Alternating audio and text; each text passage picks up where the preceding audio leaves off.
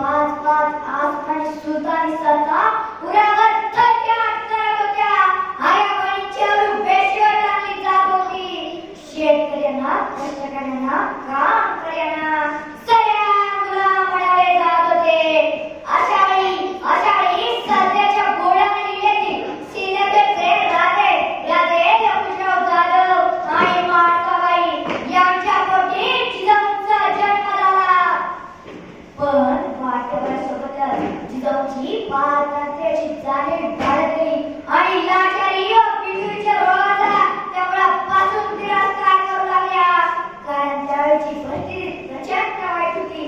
शत्रू तर सदा आयाबाईंच्या बेशीवर टाकत मुलींचा हिरावत. खरेतर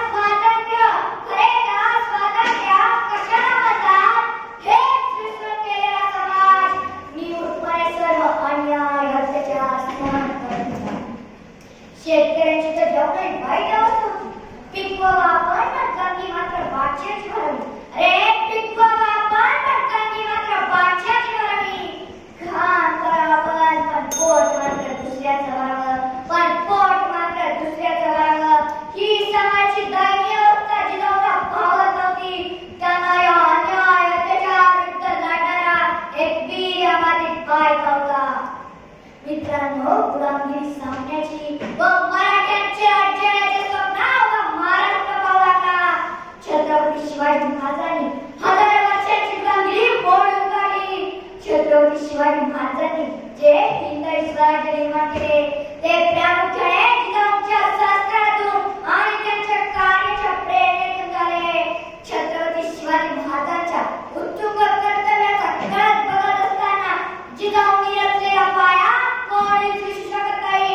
अरे शेतकऱ्यांच्या याचा नाटक असलेला राजा पुन्हा महाराष्ट्राच्या इतिहासात सापडणार नाही. पुन्हा महाराष्ट्राच्या इतिहासात सापडणार नाही. आसमानी सुलतानी संकटांमुळे जर शेतकरी कर्ज शकला नाही तर त्याचे कर्ज माफ केले जात होते. शेतकऱ्यांची इतकी काळजी घेणाऱ्या राजाच्या राज्यात मग शेतकरी आत्महत्या कशी करणे?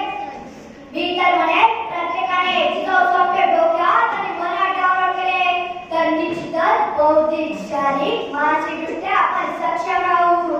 कुठून आलं तेवढा मान मास्तर जिजाऊचं कार्य अफाट आहे.